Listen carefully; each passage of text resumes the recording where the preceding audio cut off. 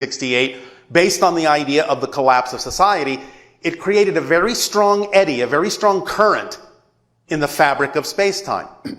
So even when you shifted your collective consciousness to the idea of a history in which he died in 1963, effects from the original 1968 still existed and still impacted the new history, which is why Robert Kennedy and Martin Luther King were assassinated in 1968. So if you begin to understand how this actually works, you can see that what you consider to be a linear history back in time is actually composed of many different parallel reality ripples and effects that all come together and change every single time that you change your idea of what your present is. That then changes what your idea of your history ought to be in order for that history to have brought you to the new present that you're at, because you still have to do it in a linear way to play the physical reality game. But in understanding this holographic nature of history, you can never really look at the idea of history in a linear way again. You will understand that it is a composite of many different overlapping realities, and it is constantly dynamically changing every time you make any change whatsoever.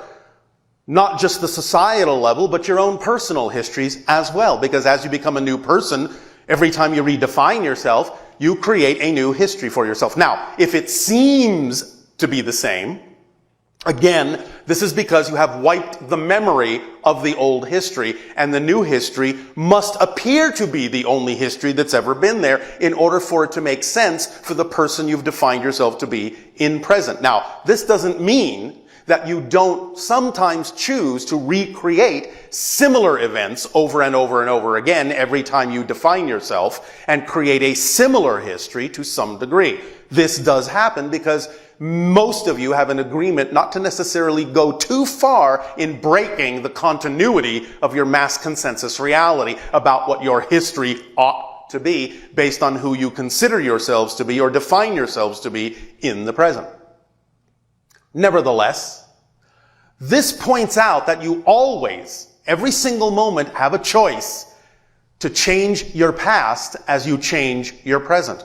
And to understand that the more you wrap your mind around this, the more you allow yourself to understand how this works and how it's structured more holographically, you have more opportunity to, within relevant parameters for your life, break that continuity more and more and more. And the breaking of that continuity will create more, shall we say, fluidity and flexibility within how you experience space and time, which means you will experience an increase in synchronicity, which is physical reality's linear space-time way of showing you that all things exist at once, that they're all interconnected. You will increase your experiences of things like déjà vu, which is experiencing the idea of the forward arrow of time and the backward arrow of time simultaneously. Because you have the feeling in déjà vu that you know what's about to happen because it feels like it's already happened before. So you're getting both arrows of time simultaneously by expanding your consciousness to incorporate that idea.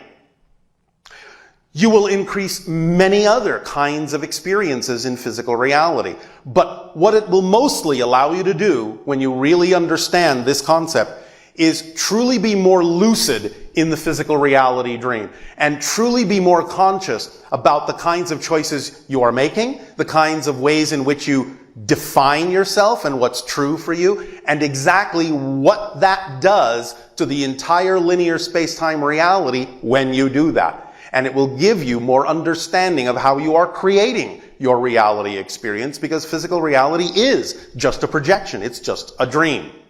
And it's all about becoming more and more lucid in the physical dream and waking up in that lucidity.